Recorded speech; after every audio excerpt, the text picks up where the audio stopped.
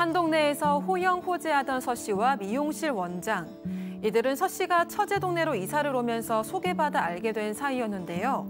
처제와 서 씨 부부 그리고 미용실 원장은 자주 술자리를 가지면서 동네에서 친하게 지냈습니다. 그런데 어느 날부터 미용실 원장은 뜬금없이 서 씨에게 내 아내, 나 주면 안 돼? 라며 선을 넘는 발언들을 했는데요. 순간 기분이 나빴던 서 씨는 정색을 했지만 이후 술자리에서도 원장은 내 아내 같은 사람 없다며 칭찬을 일삼았습니다. 그렇게 미용실 원장과 조금씩 불편해지던 찰나 갑자기 아내도 서 씨를 조금씩 피하기 시작했다고 하는데요. 평화로웠던 가정에 갑자기 발생한 문제, 이들 사이에 대체 무슨 일이 있었던 걸까요? 자, 오늘 사연도 우리 사방 가족께서 직접 제보해 주신 사연입니다. 특정되지 않게 약간의 각색을 거쳤다는 점 참고해 주시고요. 자, 들으신 것처럼 갑자기 아내가 돌변을 했다는 건데 이 미용실 원장이라는 사람이 어떻게 보면 이 사달의 복판에 서 있습니다. 자, 이 미용실 원장과 어떻게 알게 된 사이인 건지부터 좀 따져보죠. 네, 일단 발단부터 말씀을 드리면요. 일단 서 씨랑 아내는 4년 정도 연애를 했습니다. 그런데 아이가 생기면서 20대에 다소 이르게 결혼을 하게 됐습니다.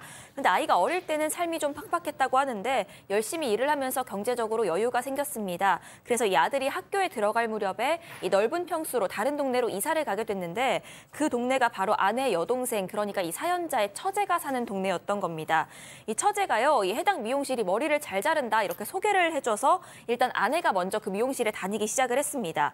이후에 아내가 한번 가보더니 여기가 서비스며 스타일이며 다 마음에 든다 이렇게 얘기를 해서 이 사연자도 미용실을 함께 다니게 됐습니다. 부부가 같이 다니다 보니까 친해져서요, 이 원장이랑도 종종 술자리를 가지면서 더 가까워지게 된 겁니다. 예, 남편 서 씨.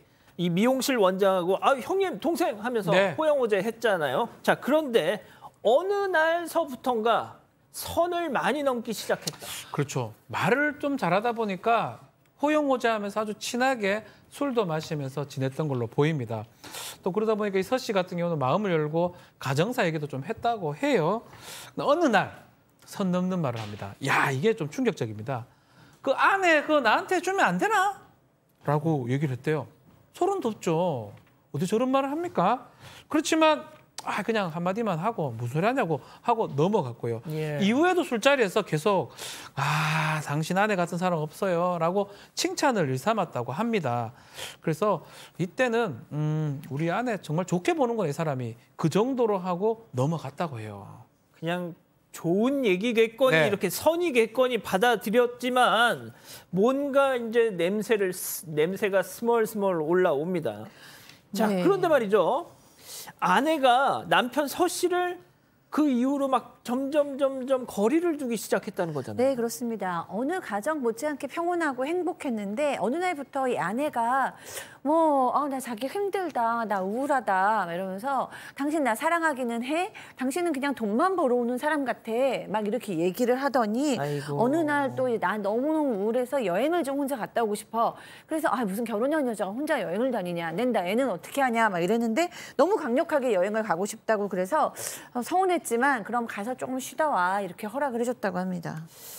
자, 진짜 혼자 갔느냐 아니면 또 누군가 동행한 사람이 있느냐가 중요합니다. 일단 아내 말로는요, 혼자서 경남 쪽으로 여행을 가겠다 이렇게 얘기를 했다고 합니다. 서운하긴 했는데 재밌게 갔다 와 이렇게 얘기하고 보내줬다고 하는데 여행 간 아내가 깜깜무소식이었던 겁니다. 아무 연락이 없었고요. 참다 못해서 이 서 씨가 연락 좀 하라고 했더니 이 아내가 나는 그냥 푹 쉬고 싶으니까 연락하지 않겠다 이렇게 얘기를 합니다. 아이가 잘 있는지조차 궁금해하질 않으니까 이 남편이 의심이 확 들어서 외도가 아닌가 하는 생각이 들어서 이 아내의 결제 내역을 확인을 해봤습니다. 그런데 이 아내가 혼자 여행을 간다고 했잖아요. 예.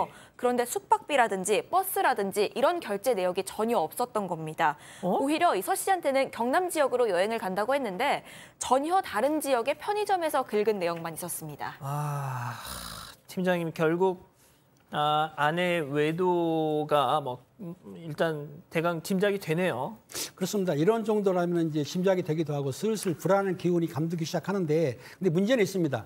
아내가 여행을 갔다 온 뒤에 충격성 사실이 있었는데요.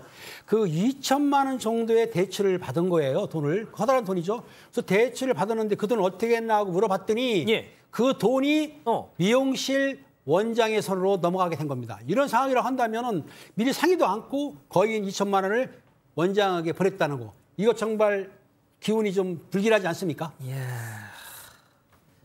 박 변호사님, 네. 제가 이 제보자분의 그 메일을 맨 처음에 열어봤습니다. 정말 제 눈을 의심했어요. 제 눈을 아니 이게 어떻게 이런 일이 백주대낮에 벌어질 그렇죠. 수 있을까? 자, 그런데 이 남편 서 씨의 충격이 여기서 끝이 아니었습니다. 아내의 외도보다 더한 충격이 기다리고 있었어요. 이까지는 아무것도 아닙니다. 더 충격적인 얘기를 듣게 됩니다. 바로 아내의 동생 처제한테 얘기를 듣습니다. 예. 사실 알고 보니까 이 미용실 원장이 처제의 내연남이었던 거예요. 처제의 내연남이었던 거예요.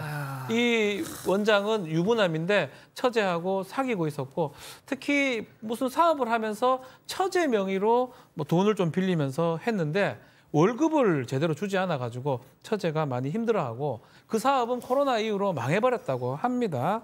그 대출을 자꾸 받고 자기 이름을 하니까 그제서야 이 처제는 정신을 차렸다고 하면서 그 얘기를 서 씨에 털어놨는데, 이제 보니까 2천만 원 또 언니가 대출했잖아요. 예. 다음 타겟이 우리 언니가 된 것 같다.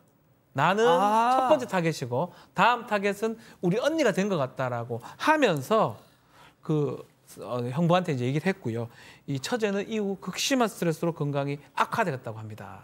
팀장님, 바로 지금 박 변호사님이 말씀하신 그 내용을 제가 메일에서 읽고 정말 눈이 막 휘둥그레졌어요. 진짜. 아니, 진짜 이런 일이 있구나. 그렇죠. 이게 지금 상당한 수법인데 그 처제가 이제 형부한테 말한 거예요. 나한테 했던 수법대로 언니한테 똑같이 하고 있다. 수법과 내용이 그렇기 때문에 언니한테 금품을 뜯어내려는 작전이다라고 지금 파악을 했어요. 그 처제가. 그러니까 알려졌기 때문에 형부가 그걸 듣고 나서는 아내한테 그 얘기를 했습니다. 물론 충격을 빠졌겠죠. 했더니 아내는 뭐라고 했냐면, 서 씨의 말을 듣질 않아요. 오히려 뭐라고 했냐면 이혼을 요구했다고 그래요. 하면서 다른 거 다 모르겠어. 그냥 너랑 못 살겠어. 응? 이혼하자. 너는 나를 소중하게 생각지 않잖아. 라고 핑계를 댔기 때문에 얼마나 황당하겠습니까? 그러니까 이 여자분은 지금 이 미용실 원장한테 가스라이팅을 당한 거예요. 그런 상황인데, 그렇게 말하고는 이 아내가 집을 나간 거죠. 즉 가출을 한 것입니다.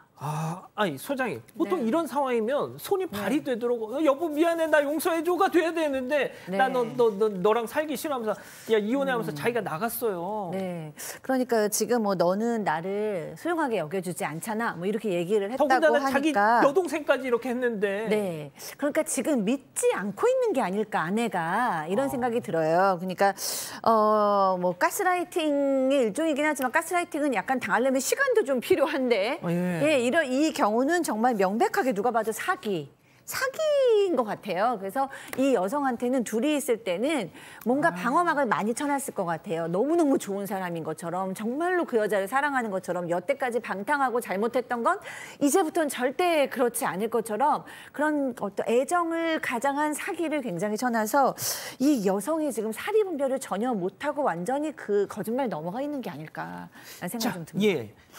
집을 나갔습니다. 이혼을 요구하면서. 지금 어떤 상황까지 온 거예요? 그래서 현재 서 씨는 그 미용실 원장을 상대로요, 이 상간남 손해배상 소송을 제기를 했습니다. 이렇게 소송까지 하면 아내가 다시 돌아올 줄 알았는데 오히려 이 서 씨는 더 힘들어졌습니다. 왜냐하면 온갖 방법으로 이 서 씨를 공격하기 시작했기 때문인데요. 이 아내는요, 오히려 이 서 씨가 술을 마신 적도 없는데 음주운전을 한다, 이렇게 허위 신고를 하기도 했고요. 주거 침입이나 스토킹으로 고소하기도 했습니다. 이런 사건들은 모두 무혐의로 미용실 원장이 아니라 그 아내가 그런 공격을 하고. 남편을. 근데 이 사건들은 서 씨 무혐의 받아서 종결이 다 됐고요. 음주운전 허위 신고, 이거는 오히려 이 아내가 벌금형, 무고죄 처벌을 받게 됐습니다. 이런 과정 속에서 이렇게 180도 변한 아내의 모습 때문에 매일 상처를 받는다고 하고요. 남겨진 아이를 볼 때마다 억장이 무너진다고 합니다. 자, 그러면요, 이쯤에서 별별 상담소 오늘의 궁금증을 짚어보겠는데, 자, 오늘은 이 사연을 제보해 주신 가족분의 목소리로 직접 어떤 부분이 궁금하셔서 이렇게 직접 제보를 해주셨는지 들어보시죠. 아내가 지금 계속 이혼 소송을 하고 있는데 유책 배우자도 이혼 소송이 가능한지 궁금하고, 그리고 또 아내를 가정으로 돌아오게 하고 싶은데 어떻게 해야 될지 잘 모르겠습니다.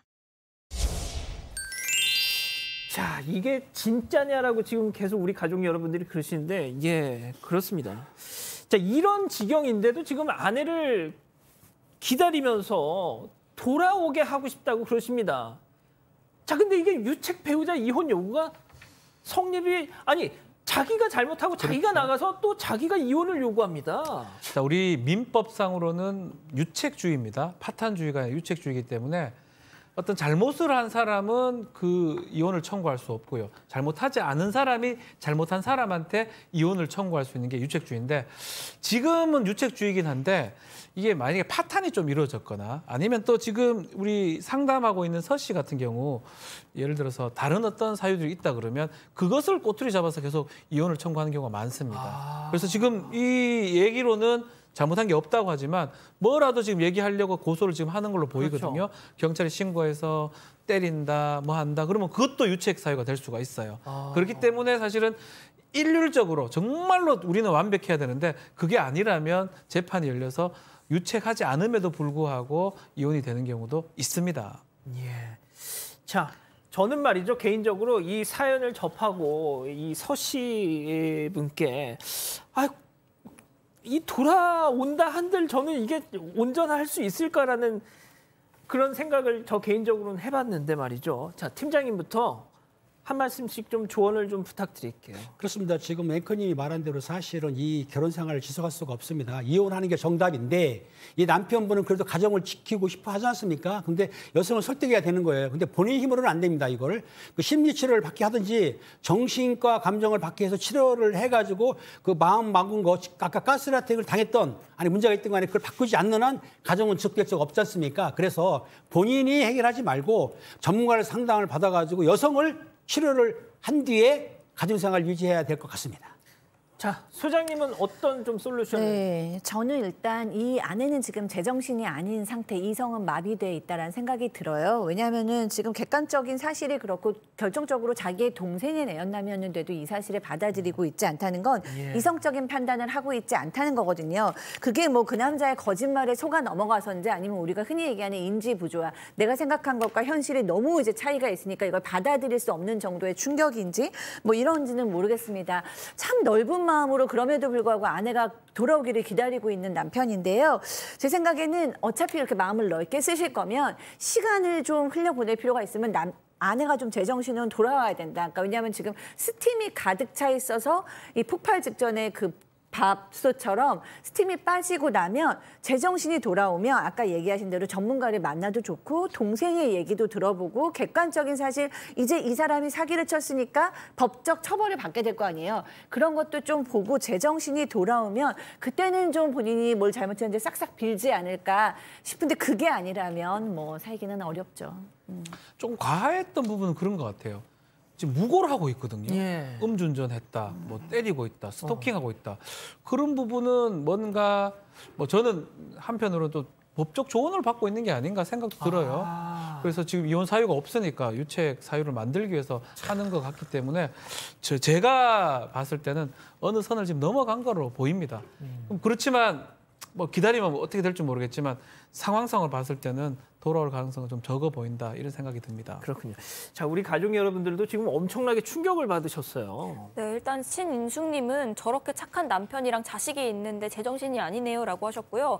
강상호님이 이 원장이 재산 분할할 돈 노리고 아내를 뒤에서 조종하고 있는 거 아닌가요라고 말씀하셨습니다. 또 김태훈님은 F킬라 유행어 되겠어요. 저런 원장에는 F킬라라고 말씀하셨고요.